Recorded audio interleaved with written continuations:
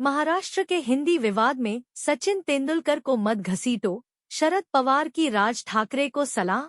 जाने पूरा विवाद। शरद पवार की एनसीपी ने 5 जुलाई को हिंदी थोपने के खिलाफ होने वाले विरोध मार्च को समर्थन देने का ऐलान किया है। पार्टी प्रमुख शरद पवार ने कहा कि सचिन तेंदुलकर जैसे मशहूर लोगों पर यह दबाव नहीं डालना चाहिए कि वे महाराष्ट्र के स्कूलों में हिंदी को अनिवार्य करने पर अपनी राय रखें। उन्होंने कहा कि सचिन से क्रिकेट के बारे में पूछो, हिंदी थोपने पर उनसे राय लेने के लिए मजबूर मत करो। शरद पवार राज ठाकरे के उस बयान पर प्रतिक्रिया दे रहे थे जिसमें उन्होंने कहा था कि वे देखना चाहते हैं कि कौन, खासकर मराठी कलाकार और खिलाड़ी, सरकार की इस नीति के खिलाफ विरोध मार्च में शामिल होता है और कौन नहीं। क्या बोले शरद पवार? शरद पवार ने कहा, मुझे नहीं पता कि राज ठाकरे का क्या मतलब था। सचिन तेंदुलकर पर हिंदी थोपने के मुद्दे पर अपनी राय रखने के लिए दबाव क्यों डालना चाहिए?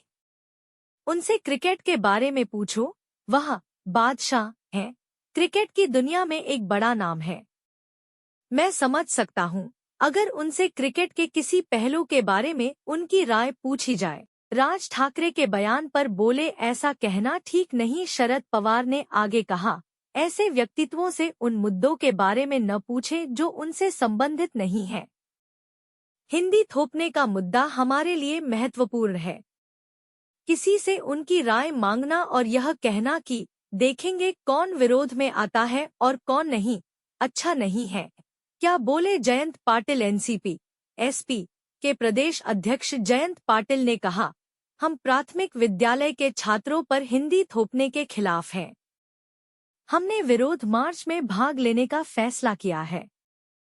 शरद पवार ने यह भी कहा कि हर किसी को अपनी राय रखने का अधिकार है, लेकिन किसी को भी मशहूर लोगों पर दबाव नहीं डालना चाहिए। 5 जुलाई को मार्च। महाराष्ट्र नवनिर्माण सेना एमएनएस के चीफ राज ठाकरे 5 जुलाई को मुंबई में एक मार्च निकालने वाले हैं।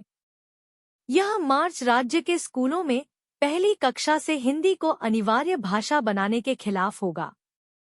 एनसीपी एसपी ने राज ठाकरे के 5 जुलाई के मुंबई मार्च को समर्थन देने की बात कही है। क्या है हिंदी भाषा विवाद? पिछले हफ्ते राज्य सरकार ने पहली कक्षा से 3 भाषा नीति पर एक सरकारी आदेश जारी किया था। इसके बाद सरकार की काफी आलोचना हुई। फिर सरकार ने थोड़ा बदलाव किया।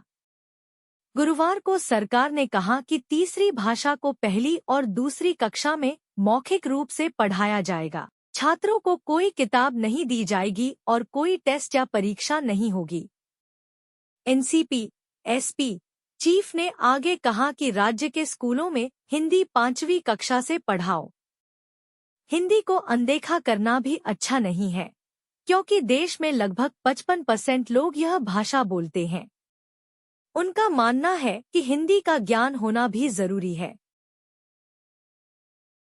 ऐसे ही खबरों के लिए देखते रहे एकता केसरी न्यूज और हमारे चैनल को लाइक और सब्सक्राइब करना न भूले। धन्यवाद।